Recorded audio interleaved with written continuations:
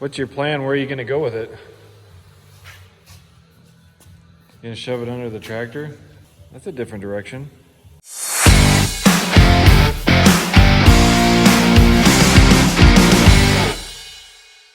So we're going to start hooking up our planters here. And one of the things I just wanted to show you before I started is back the tractor. This is the generator that powers the electric drives on the planter and the seed tubes.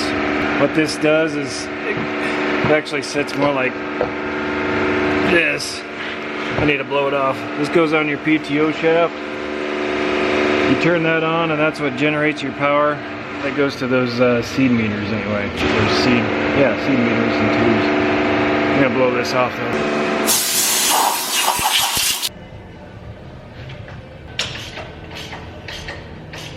And that's what she looks like when we're done. Flip the PTO on. Got a power cable that goes in here. Oh man, that's all stuck. Gonna take two hands.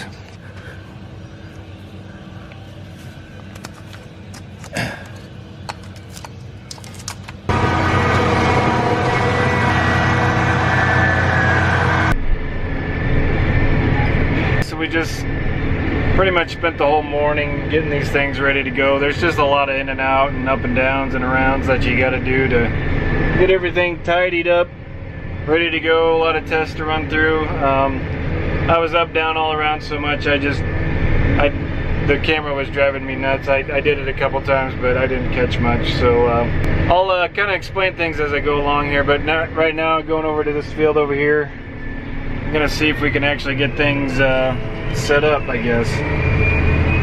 So what I'm gonna do, I gotta go find my starting row up against the fence line, which is on the very east side. And then I'll come back towards the center where he's VT'd a little bit. And then hopefully this thing will just work like a charm.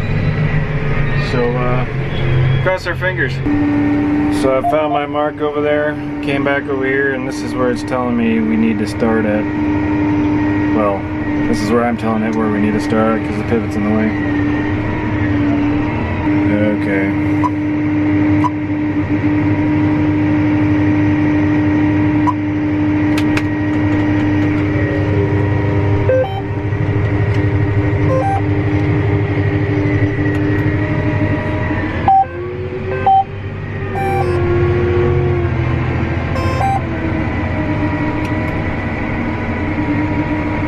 Gonna let it get itself figured out here.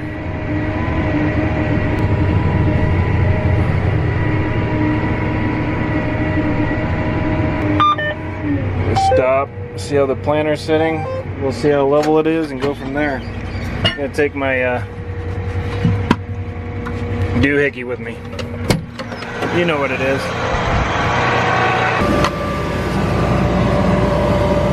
So it looks like I might need to cock the bar back, or yeah, tilt it back just a couple degrees. So I will do that.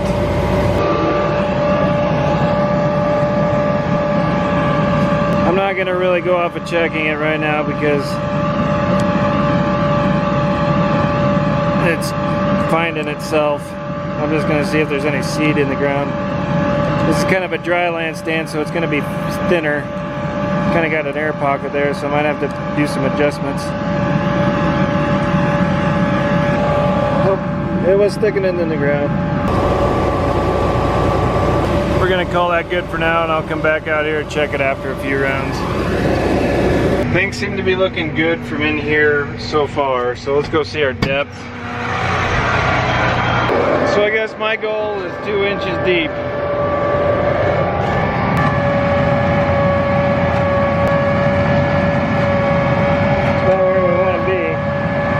Get some other things zeroed in. It looks fairly close anyway.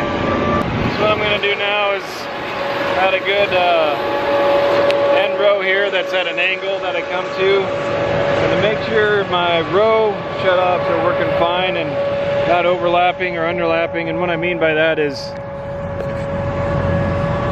these will automatically turn off and on where I've been, so I want to make sure that these aren't skipping, like starting over here or starting too soon. I kind of want them to start right in here, so We're gonna find the old row, check for seed. I don't like that row. It's kind of wet and chunky here. Hopefully this doesn't crust up.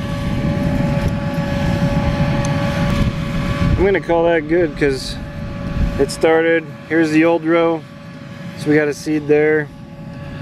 Usually those measurements get stored in there for life, unless we dicker with them. And so, sorry, I'm trying to get my pliers to go back in. So yeah, what I was saying, usually those measurements are stored for this planter, but it never hurts to double check. So this morning I'm heading to Lexington. I got to get some parts from the John Deere dealership. I had a SCV, well, it's the Power Beyond underneath. It's a hydraulic fitting that I need to get for my tractor because my hose kept popping out of it. And so I called the foreman down there, and he said he thinks it's just getting wore out. So I'm gonna get that replacement and put it on. It shouldn't take too long. It's just I gotta go get it. And so heading there now. Then head back and hopefully get started planting again. Now yesterday I would have got more footage. It's just the first day of planting. It sounds exciting, but usually it's kind of the most frustrating because you always got a little few kinks and quirks to work out of the machine. Nothing ever, there's a lot of stuff going on in a planter that you just got to get jiving right. So plus I had a few things go on. I had an O-ring break on a sensor on the front block of on the tractor, and so I had to fix that. And so at the end of the day I was just kind of happy to get rolling, and then the hose started popping out. So we'll do more on this day too. Hopefully things work out better, I guess. We'll see how it goes. So what they're doing here at John Deere now with the thing, they close their lobbies, but they set out some pallets. The parts guys just set them outside for you when you call them or order online. That's kind of one of the things that we're dealing with the coronavirus, I guess.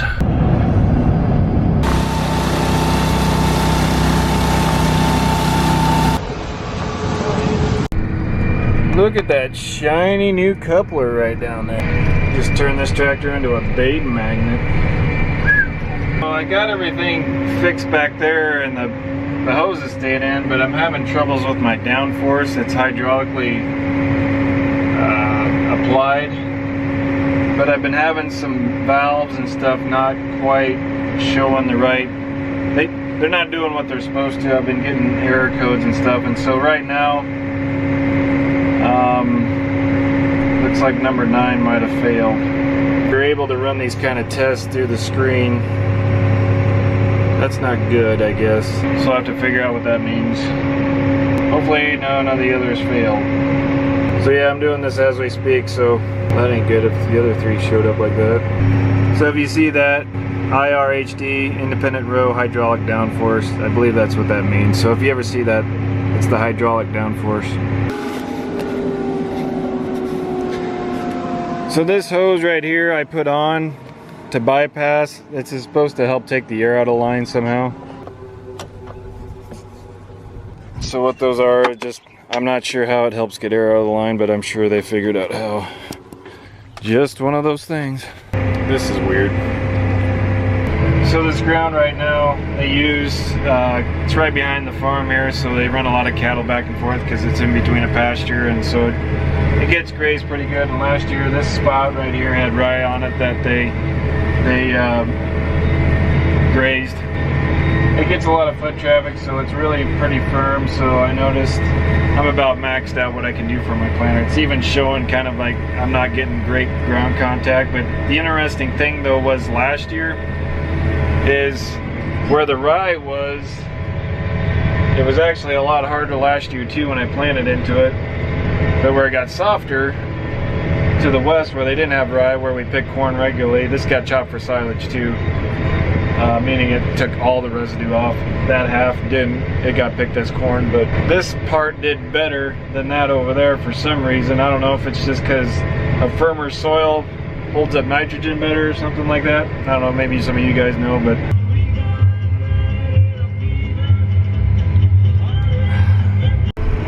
Yep, got this field done. I was gonna tell you guys, it just started working fine, the Downforce.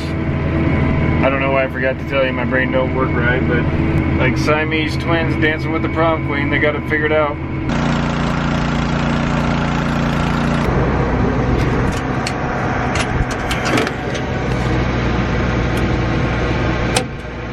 Alright guys, next day here, we're heading to the shop. I'm gonna make sure I got enough insecticide with me just in case if I need it, because some of the fields that we go corn on corn only for like a year or so, we'll just, instead of using a triple stack which has the insecticide built into the seed or to the corn plant, we'll actually just use an external source, be it in an insecticide, and we put it in furrow with it with our starter. The reason why we do that is it's not as effective, but we don't need it that strong because it's only a year after. With the rotation of soybeans and things like that, it tends to mitigate the, oh, what do you call it? I should have thought this through before I started talking, but anyway, rotation of crops helps reduce the pressure of insecticide or insects in the ground. So, but we still like to put something out there to keep them at bay just in case if the pressure gets up there again. So I'm gonna pick that up just to make sure I have some in my pickup with me, and then we'll head out to the field.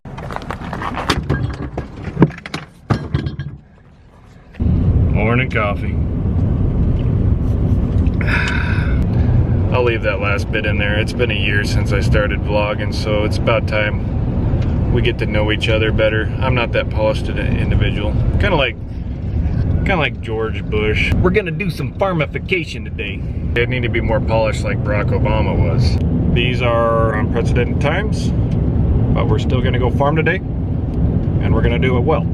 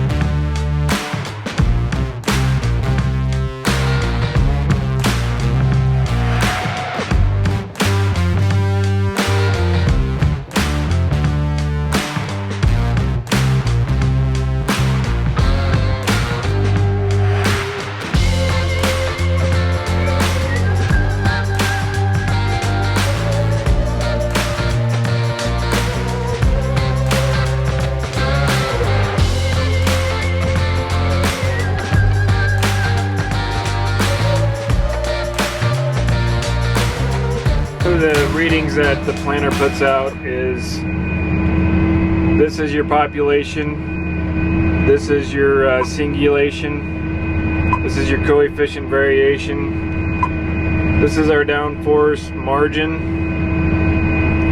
and this is our ground contact with the gauge wheels, and it also has a ride quality function as well.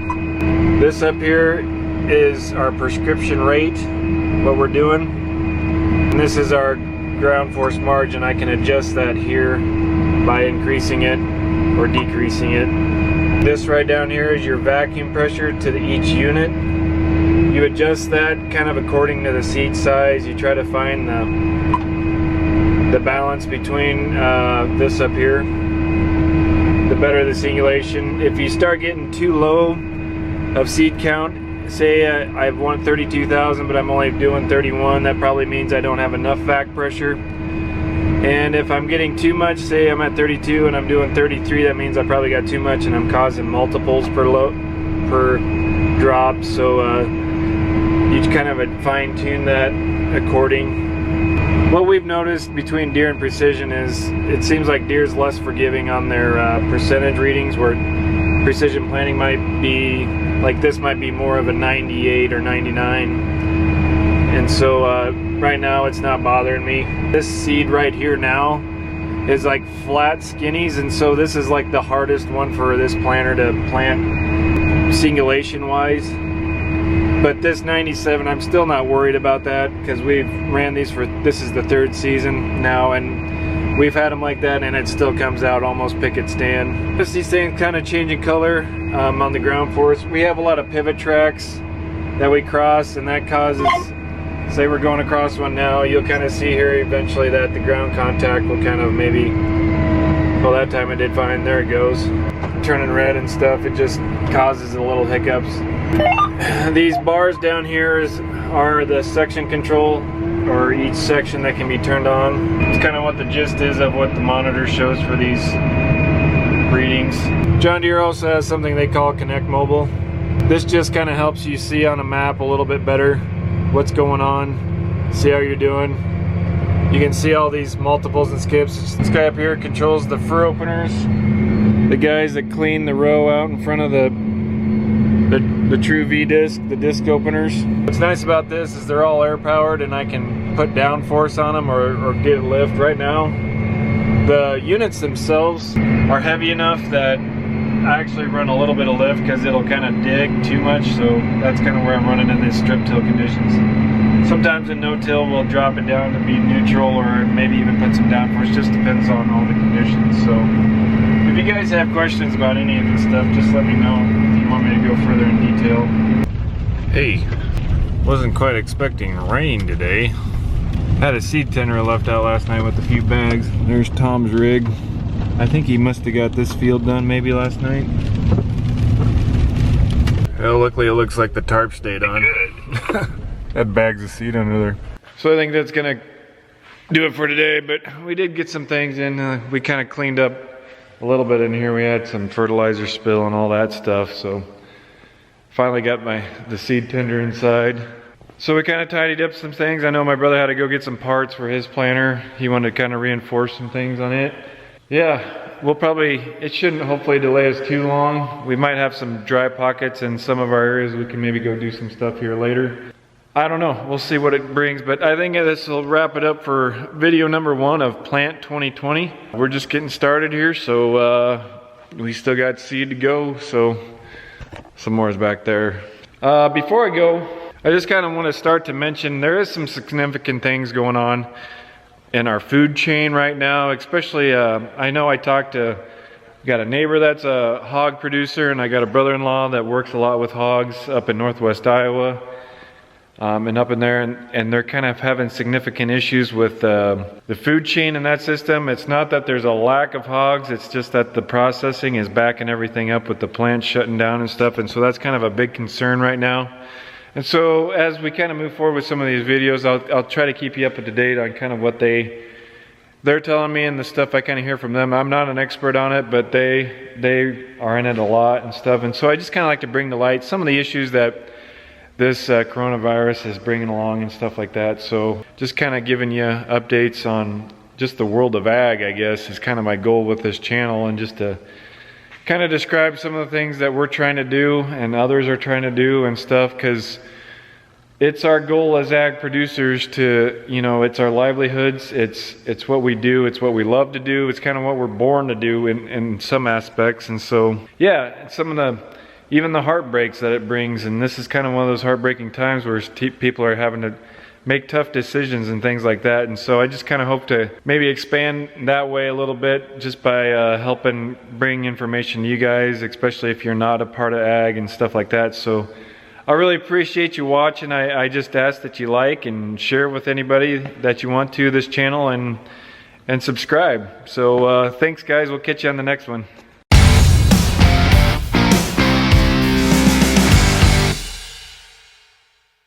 Hey, we're rolling again, but stay tuned. There'll be more.